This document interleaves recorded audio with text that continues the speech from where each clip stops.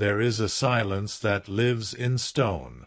Not the absence of sound, but the presence of something ancient, something watching. Across deserts, jungles, mountains, and forgotten coasts, there stand monuments so vast, so precise, so impossibly crafted, that they seem to whisper from another age of knowing. They are megastructures before their time, built by hands we do not fully understand, using methods we cannot easily explain. These aren't just ruins. They are challenges to our assumptions, to our timelines, to our belief in linear progress. Because among these stones are blocks that weigh hundreds of tons, lifted and placed with a precision that modern cranes would struggle to replicate. There are temples carved downward from a single mountain, like sculpting a cathedral from a cliff. There are subterranean complexes, engineered for sound, not sight. Cities on artificial islands, perfectly aligned to stars. Caves with chisel marks that vanish into mystery. The tools, disputed. The techniques, unknown. The purpose, often as elusive as the builders themselves. Mainstream archaeology offers dates and cultures, sometimes with certainty, sometimes with guesswork.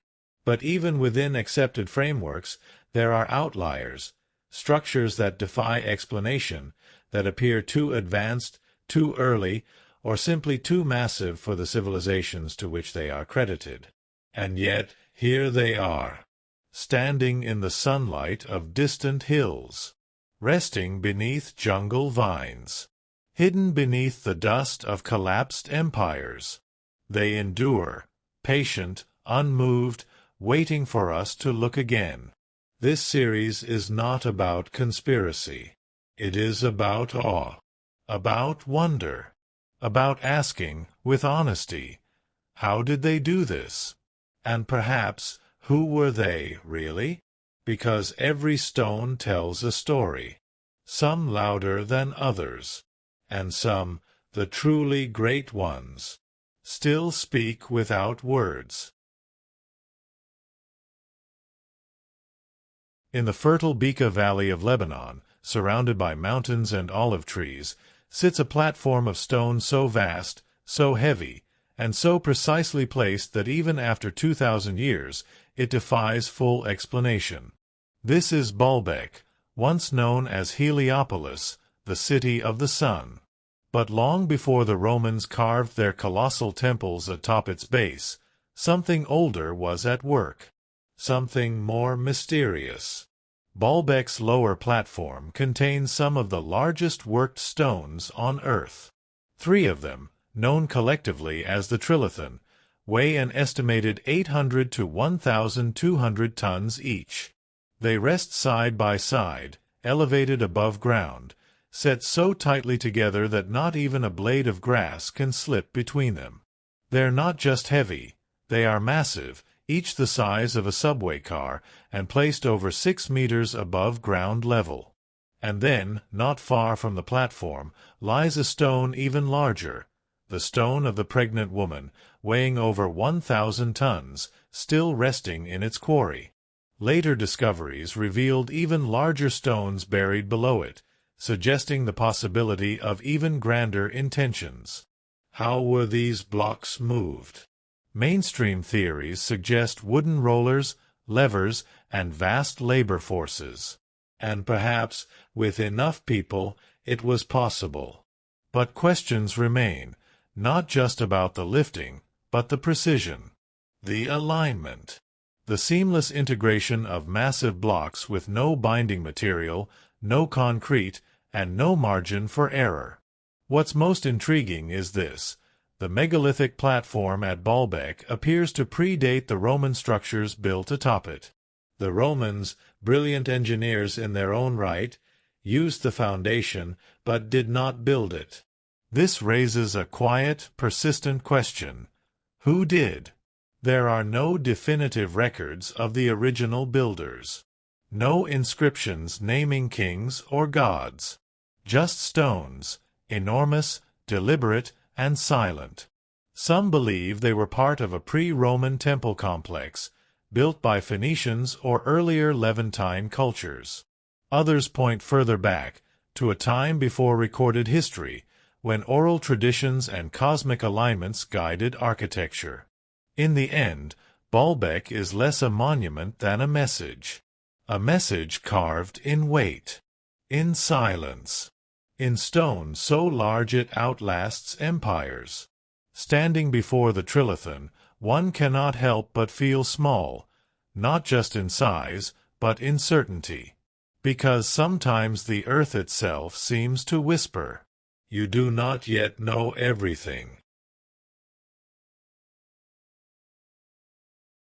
Structures made of stone, not stacked, not assembled, but carved entirely from a single solid mass. The Kailasa temple at Ellora, India, is the latter. But to call it a temple hardly does it justice. This is a monolithic cathedral, a sculptural feat unlike anything else on Earth, carved downward, not built upward, from a volcanic basalt cliff in western India. Its scale is staggering, its symmetry otherworldly. And what's most astonishing, it was chiseled, by hand, from the top down. No scaffolding, no pre-cut blocks, just vision, skill, and stone. Believed to have been constructed in the 8th century CE under the Rashtrakuta dynasty, the Kailasa temple is part of the larger Ellora cave complex, a UNESCO World Heritage Site. But Kailasa stands apart. It's the largest monolithic structure in the world, covering twice the area of the Parthenon in Athens, with intricate carvings on every surface, towering columns, inner sanctuaries, and sacred sculptures of gods, demons, animals, and celestial beings. Estimates suggest that more than 400,000 tons of rock were excavated to create it. And yet, there is no debris field. How was this possible? The mainstream explanation is that it took decades, perhaps centuries, and an army of highly skilled artisans using iron chisels, hammers, and simple tools. Some suggest advanced surveying techniques were used to ensure the temple's flawless proportions and internal geometry. But even with those explanations, the execution is breathtaking, not just for its size, but for its intentionality. Every chamber aligns. Every sculpture is positioned with purpose. Every relief is balanced in composition, despite being carved blind, from the top down, without room for error. What's more, Kailasa was not merely a place of worship.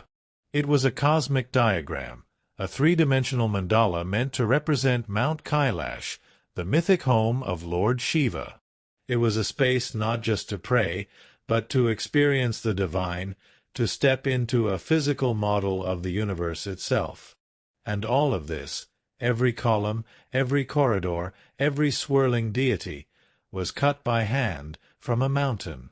It's hard not to ask, was it architecture? Or something closer to sculpture on a planetary scale? In the end, the Kailasa temple is more than a marvel.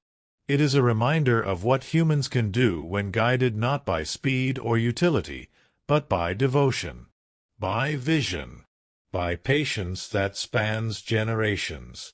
And in its quiet halls, beneath stone skies carved by ancient hands, we are left to wonder, what else lies hidden inside the hills of the world?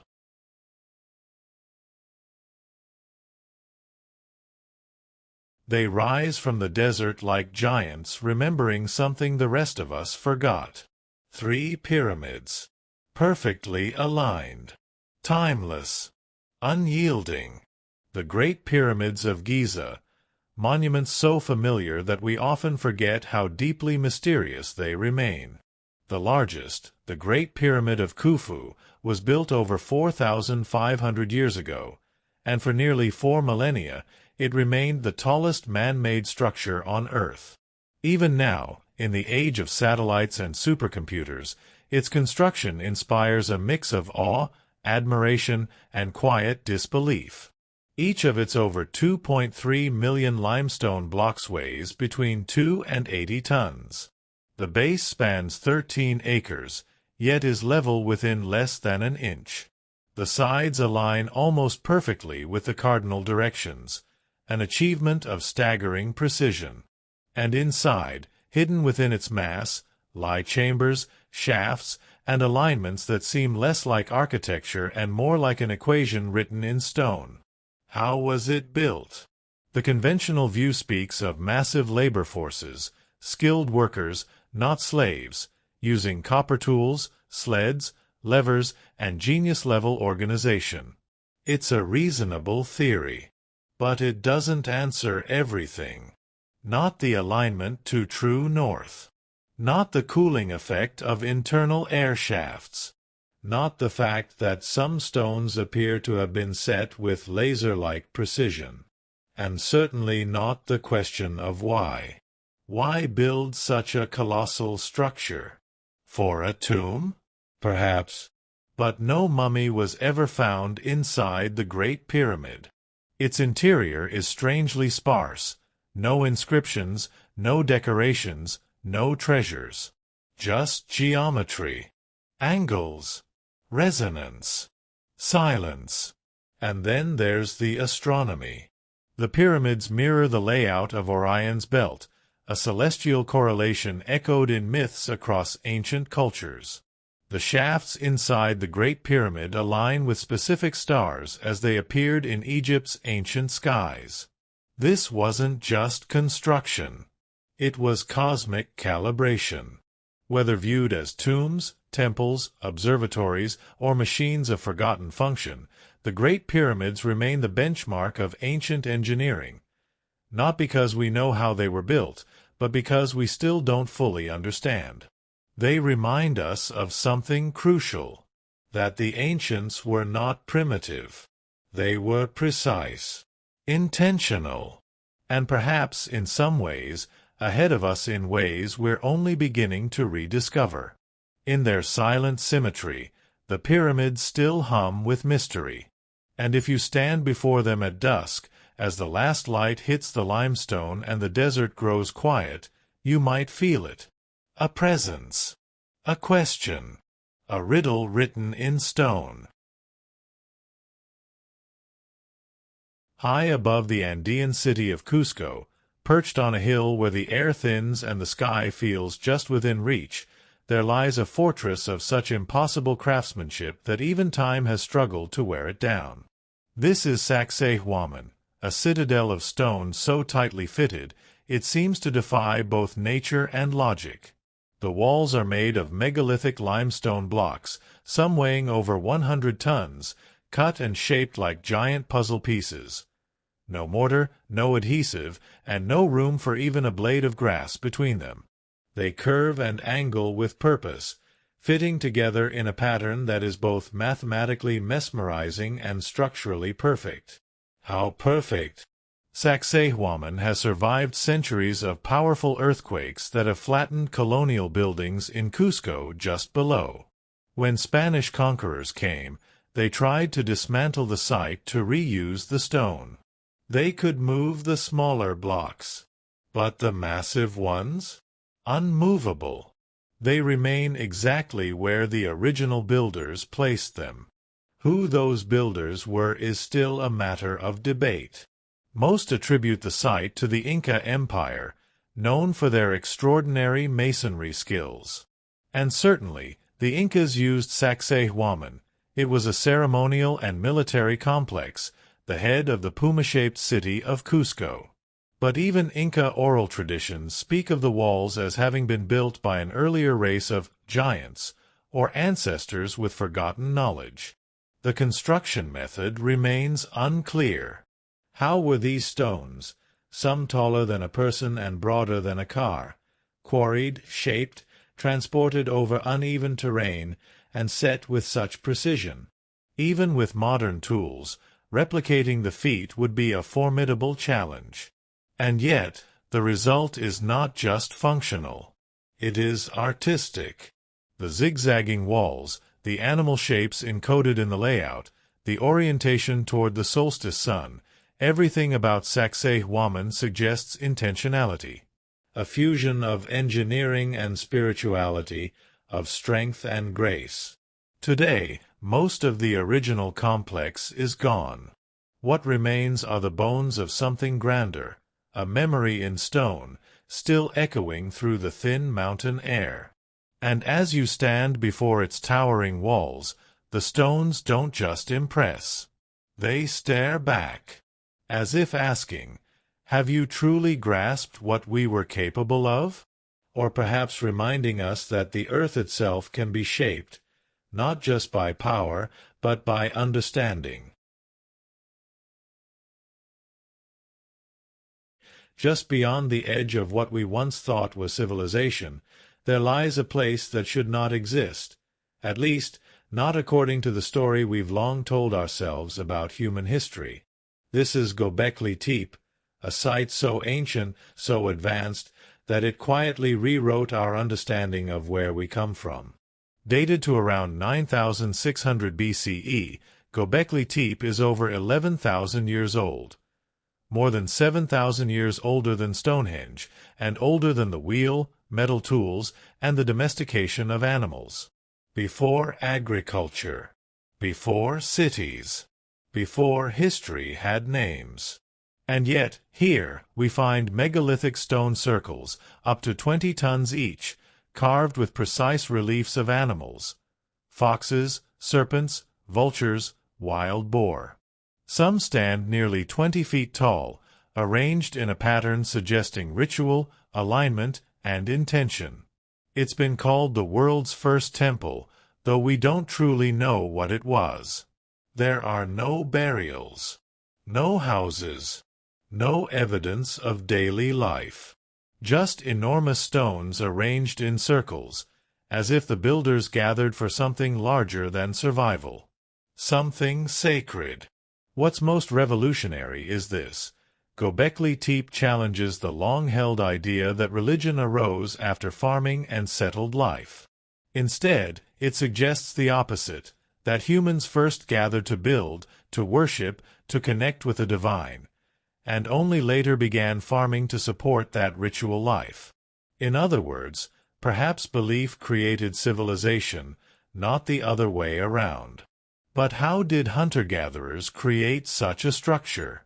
The carving techniques, the transport of massive stones, the abstract thinking, all seem far ahead of their time. There's no sign of metallurgy, no carts, no beasts of burden. And yet, the execution is flawless. Some researchers suggest thousands of people were involved, returning seasonally to build. And then, just as mysteriously as it rose, Göbekli Tepe was buried, intentionally, covered in tons of dirt, sealed by the very people who made it. Why? No one knows. Was it abandoned? Hidden? Was the ritual complete? Only a fraction of the site has been excavated. What lies beneath could change the timeline of history again. Göbekli Tepe reminds us that ancient minds were not primitive. They were spiritual, abstract, capable of creating symbolic landscapes long before modern civilization began. It is not a ruin of a city. It is the seed of one. And as its stones emerge from the soil once more, we are left with a quiet, humbling question. What else have we forgotten that was never meant to be lost? Tucked behind the temple of Seti I in the ancient Egyptian city of Abydos lies a structure that feels different. It is darker, deeper, heavier, a place that whispers of something older than dynasties, something out of place and out of time. This is the Osireion. At first glance, it resembles the architecture of ancient Egypt, the symmetry, the stone, the alignment. But then you notice the difference in scale. The Osireion is built from colossal granite blocks, some weighing over 60 tons, placed with almost surgical precision. Unlike the surrounding temples carved from limestone, the Osirion's granite is harder, more durable, and strangely, less refined in style, yet more precise in execution. What's even more curious is the depth. The Osireion is built lower than the Temple of Seti I, which archaeologists traditionally date to the 13th century BCE. But the Osireion appears older, perhaps much older. Its sunken design, its erosion patterns, and its unique style all suggest a pre-dynastic origin, or at the very least, the reuse of a much older site. Some researchers believe it was retrofit by later pharaohs, just as earlier structures often became the foundation for newer temples. Others go further, proposing that the Osireion may be thousands of years older than even traditional Egyptology allows. Inside, the air grows still. The massive granite pillars rise like sentinels from shallow water. The acoustics are strange, resonant, almost as if the chamber was designed to carry sound in a specific way. It's been called a temple of Osiris, the god of the underworld and rebirth. But no inscriptions remain to confirm it. The attribution is traditional, not textual.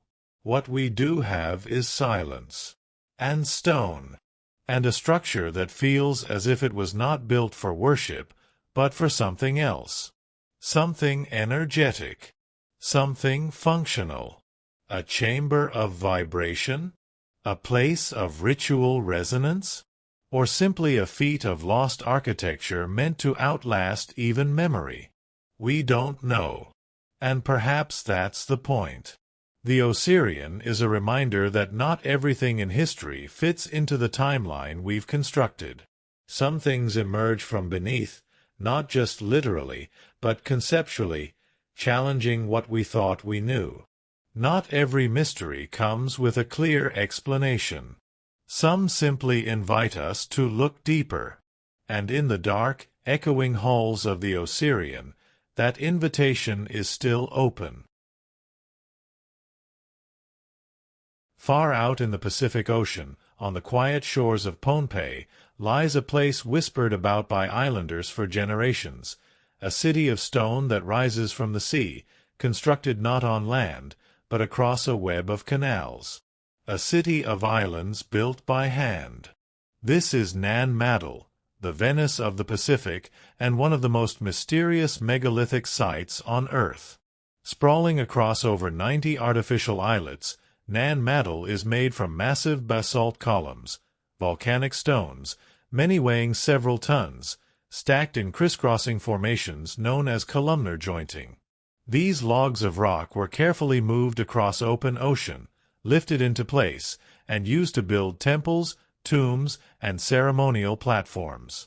The site is thousand-year-old engineering, built on a coral reef with no natural resources to support construction. There were no pack animals, no pulleys, no wheels. And yet, the largest stones, some weighing up to 50 tons, were somehow transported from quarries many kilometers away. How? No definitive explanation exists. Oral traditions speak of sorcerers flying stones through the air. Other accounts suggest advanced knowledge of tides and rafts, or even lost maritime techniques no longer practiced. But even with modern equipment, reconstructing Nan Madol would be a formidable challenge. What we do know is this. The city served as the ceremonial and political center of the Sodalur dynasty, which ruled Pohnpei before European contact. It was a place of high ritual, of kings, priests, sacred rites, and strict hierarchy. Ordinary people were not allowed to live within its walls. But over time, the dynasty fell, and Nan Madol was abandoned. Locals today speak of the site with reverence and caution. It is said to be haunted, protected by spirits, and best approached with respect. Even now, few people visit after dark. And perhaps that is fitting. Because Nan Madol feels like a dream half-remembered, a civilization built between water and sky, heavy with mystery and soaked in silence. A city not just of stone, but of echoes. Who built it? How? And why out here, in one of the most remote corners of the earth? We may never know. But Nan Madol stands as a testament, not just to engineering skill, but to imagination, to the power of culture and ceremony to shape the very ground beneath our feet. Or in this case, the sea beneath our boats. In the Zhejiang province of eastern China, tucked quietly beneath rice fields and rolling hills, lies one of the most perplexing archaeological enigmas in the world. Not above ground. Below it. Hidden for over 2,000 years, the Longyou caves are a masterpiece of underground engineering. Yet no one knows who built them, why, or how they were forgotten for so long. Discovered in 1992 by local villagers draining a pond, the caves were found to be man-made, vast subterranean chambers carved entirely into solid sandstone. There are at least 24 separate caves, each measuring roughly 30 meters wide, 30 meters long, and up to 10 meters tall. The scale is breathtaking. Together, they represent the removal of over 1 million cubic meters of stone, the equivalent of a modern skyscraper dug by hand. Yet nowhere nearby are there records of the excavation. No writings. No legends. No ancient texts. Even stranger is the uniformity. Every surface inside is carved with perfectly parallel lines, like delicate comb markings, a signature of immense patience and deliberate design. Walls, pillars, ceilings, all sculpted with the same pattern. And despite their age, the caves have remained structurally sound, resisting both collapse and erosion. How was this done with the technology of ancient China, long before modern machinery? And perhaps the greater question, why? Were they used as granaries? Temples? Tombs? Some kind of underground palace or shelter? No artifacts have been found. No bones. No signs of habitation. Just silence. Some researchers suggest the caves may have had acoustic purposes, the shapes and surfaces producing unusual echoes and tones. Others believe the caves were created for spiritual or symbolic reasons, or perhaps for purposes now completely lost to us. The mystery only deepens with each discovery. The layout of the caves shows advanced planning, with walls shared between structures, yet no breaches during excavation, as if the builders had detailed maps before they even began. And still, not one historical mention. It is as if the builders disappeared, not just from the land, but from memory. Today, the Longyou caves remain open to visitors, though only a handful have been fully explored. Many lie beneath the surface, untouched and waiting for someone to ask not just what they are, but what kind of world once existed, that could create them and then let them be forgotten.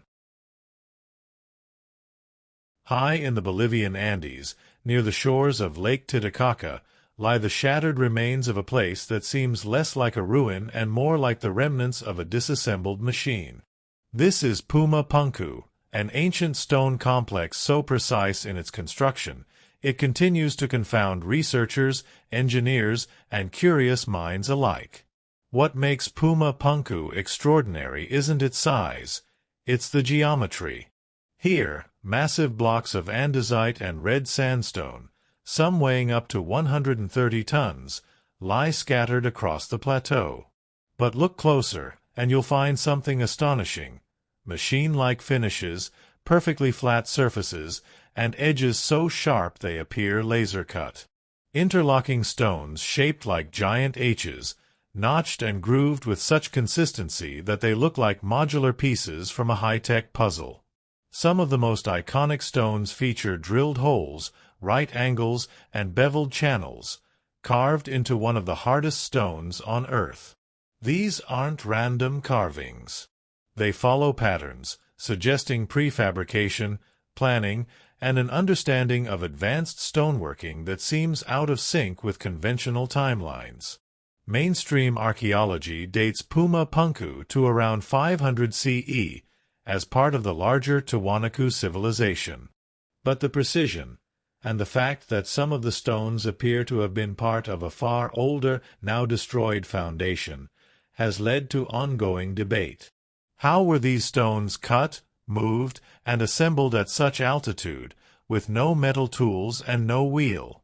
Some suggest the use of lost technologies. Others propose long-lost stone softening techniques, advanced metallurgy, or simply knowledge that was never recorded, passed through generations, then forgotten after collapse. Even in ruins, Puma Punku does not feel accidental. It feels technical, as though it once served a function now lost to time, not merely ceremonial, but perhaps structural or symbolic on a scale we no longer understand. What remains today are fragments, not of a temple, not of a tomb, but of precision-cut stone scattered like broken circuitry across the mountain soil.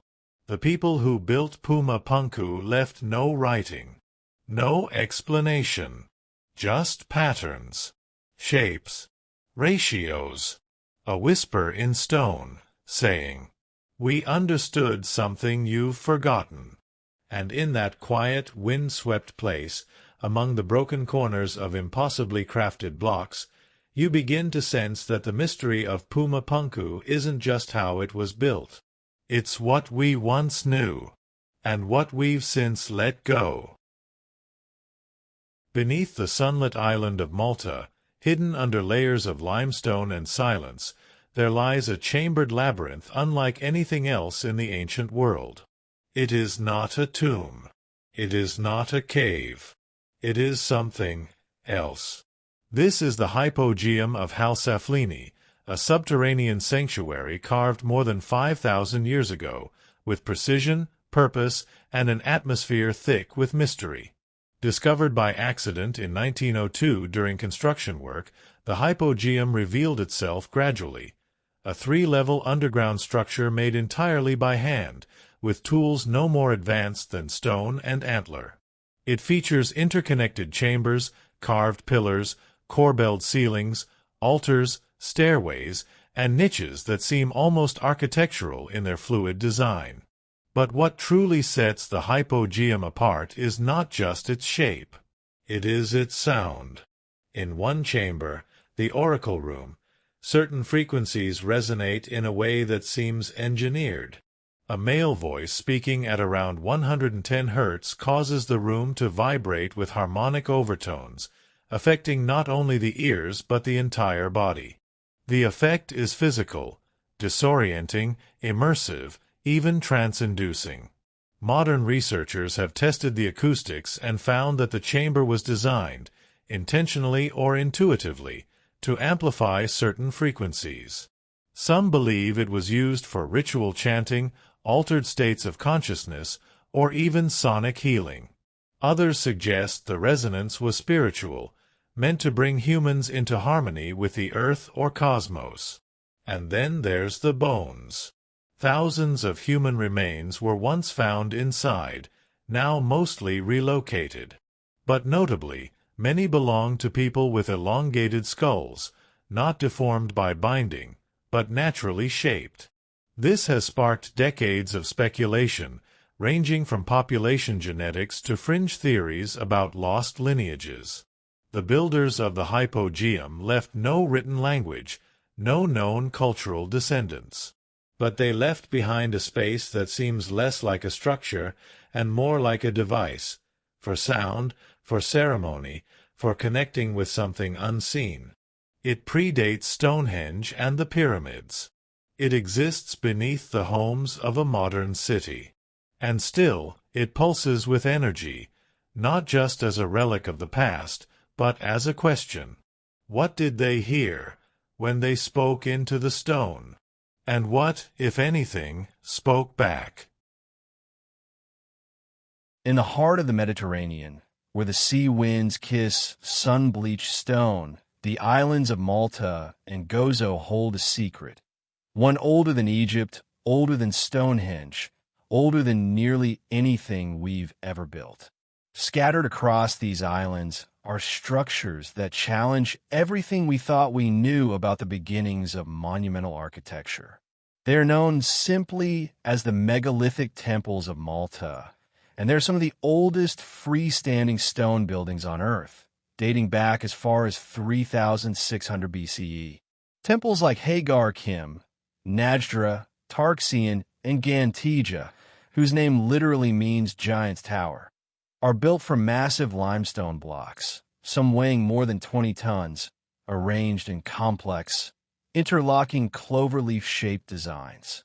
Each temple is oriented with astronomical precision, aligned to the solstices or equinoxes, as if built not just to house ritual, but to track time itself.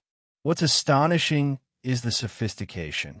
These temples weren't just circles of stone.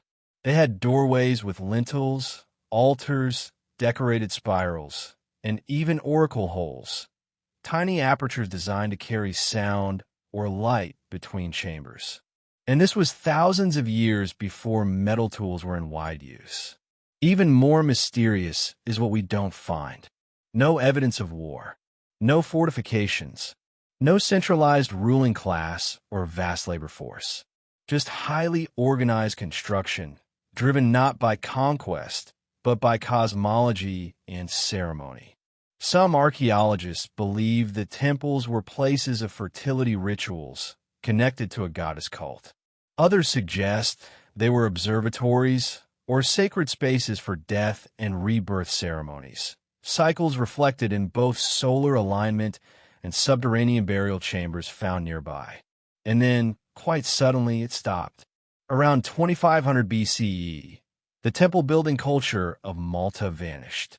No invasion, no fire, just disappearance.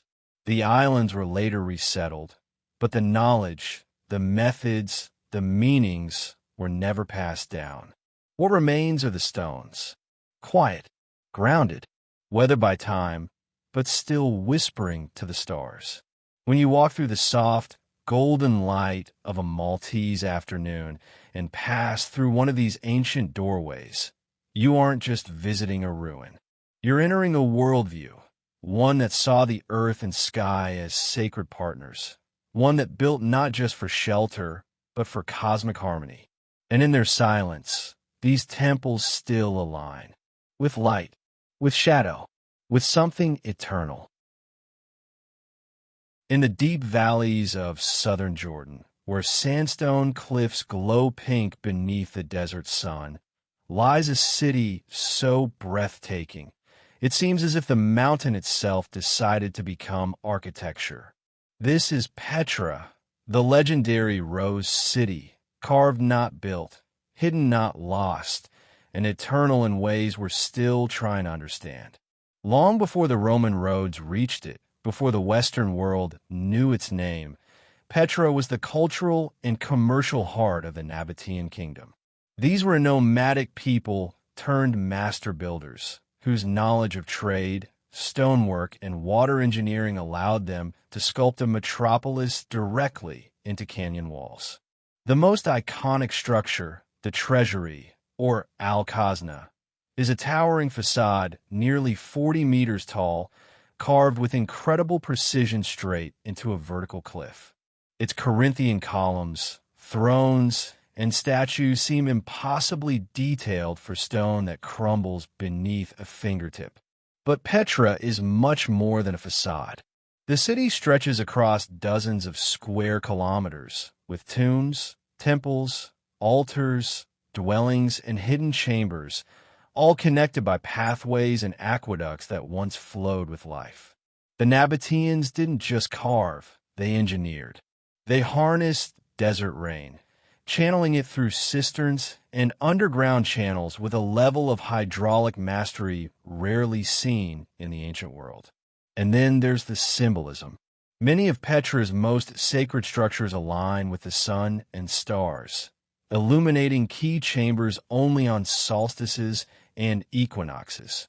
The design was astronomical as well as architectural, a place where heaven and earth met in sandstone. Yet for all its glory, Petra faded. By the 7th century CE, trade routes shifted and earthquakes crumbled parts of the city.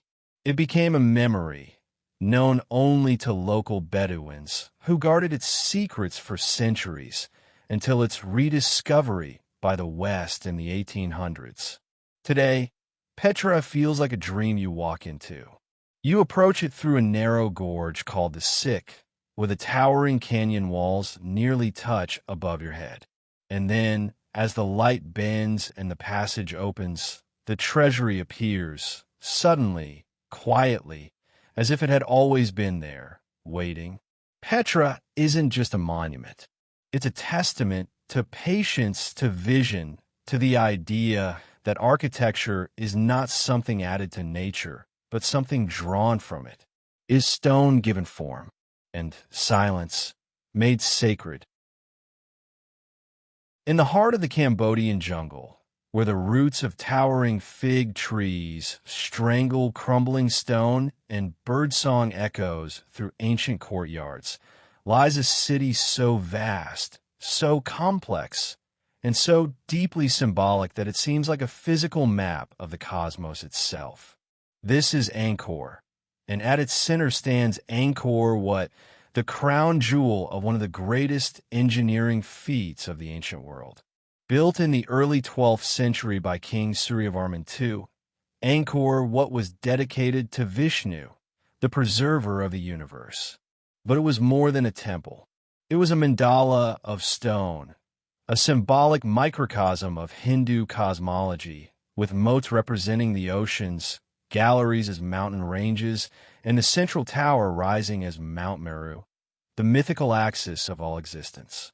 The symmetry is breathtaking, the orientation precise.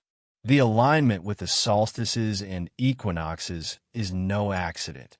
Sunlight pierces the heart of the temple at specific times of the year, casting shadows that once likely served both spiritual and calendrical purposes. But the genius of Angkor goes far beyond its architecture. It lies in the infrastructure beneath the jungle floor, a sprawling network of canals, reservoirs, and hydraulic systems so advanced that some archaeologists call it the most sophisticated water management system of the pre-industrial world. This was how the Khmer people transformed an unpredictable monsoon climate into a stable, thriving civilization. They didn't just build temples. They engineered a city for 1 million people, supported by precise water flow, elevated roads, and coordinated urban planning that stretched over 400 square kilometers. And yet, for centuries, it lay hidden, not because it was destroyed, but because the jungle reclaimed it. Roots cracked stone, vines wrapped columns, water filled the canals once more. By the time Western explorers stumbled upon it in the 19th century, Angkor had already become legend, a lost city swallowed by time. Even today, we are still uncovering its scope. Modern LiDAR scans have revealed entire neighborhoods, ceremonial avenues, and forgotten temples beneath the forest canopy. The people who built Angkor Wat didn't leave behind great armies or conquests. They left vision, encoded in stone and hydrology, in art and astronomy.